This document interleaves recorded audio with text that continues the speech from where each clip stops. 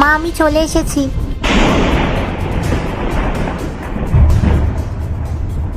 কি এটা কি করলি তুই? আমি এক্ষুনি কত কষ্ট করে পুরো ঘরটা মুছলাম। আমার একটা কথা কান খুলে শুনে রাখ, আমি কিন্তু এই বাড়ির কাজের লোক নই। সারাদিনে দুজনের এই একই নাটক, বাবা মেয়ে দুজনে মিলে জামা কাপড় জুতো সব নোংরা করে আসবে, আর আমি ঝিচাকরের মতো সেগুলোকে পরিষ্কার করব। সারাদিন ধরে খাচ্ছি, কিন্তু তাও আমাকে এই বাড়িতে কেউ সম্মান করে না, কেউ আমাকে মানুষ বলেই মনে করে না। একটা কথা ভালো করে শুনে রাখ, আমি এই বাড়ির চাকরানি নই, বুঝতে পেরেছিস? দাঁড়িয়ে আছিস কেন? কথা কি কানে যাচ্ছে না? যা গিয়ে এবার নিজের এই ড্রেস আর জুতো নিজে পরিষ্কার কর।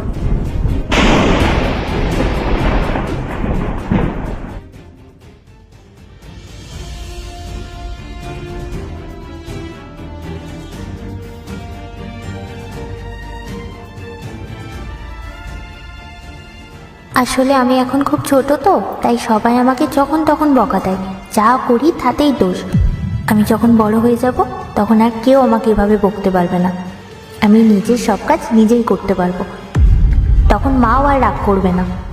হে ভগবান, তুমি আমাকে প্লিজ খুব তাড়াতাড়ি বড় করে দাও। আমি আর ছোট থাকতে চাই না, আমাকে তাড়াতাড়ি বড় করে দাও।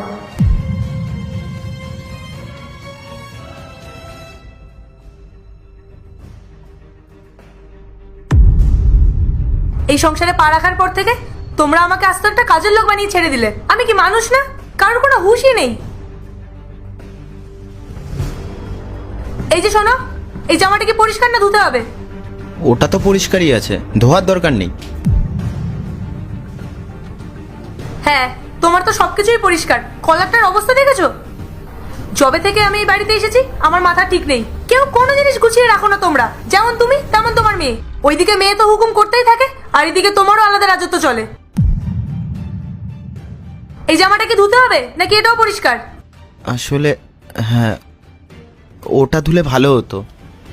তাহলে এরকম দলা পাকিয়ে রেখেছিলে কেন? এই তো দুদিন আগে মাত্র 1 ঘন্টার জন্য পড়েছিলে এটা, তাতেই নোংরা হয়ে গেল। আসলে বিনা পয়সার কাজের লোক পেয়ে গেছো তো সবাই, তাই তোমাদের যা ইচ্ছা তোমরা তাই করো। তোমাদের তো কোনো খাটনি নেই, মায়ের আলাদা বায়না, তোমার আলাদা বায়না, আর মেয়ের তো কোনো কথাই নেই। সারাদিন আমি শুধু খেটেই যাই। ভেবেছিলাম বিয়ে করার পর জীবনটা কত সুন্দর হবে, শান্তিতে দিন কাটাবো, অথচ আমার জীবনটাই বদলে গেছে। সারাদিন শুধু শোনো, বউয়ের কথা শোনো, বাচ্চার কথা শোনো, মায়ের কথা শোনো। এর চেয়ে আমার আগের ব্যাচেলার জীবনটাই ভালো ছিল, অন্তত কোনো কিছু টেনশন তো ছিল না। অভি, অভি, একটু এদিকে আয় তো বাবা, কথা আছে। আসছি মা। বলো মা, কি হয়েছে? বাবা, বৌমা বলছিল ঘরের বাজার নাকি শেষ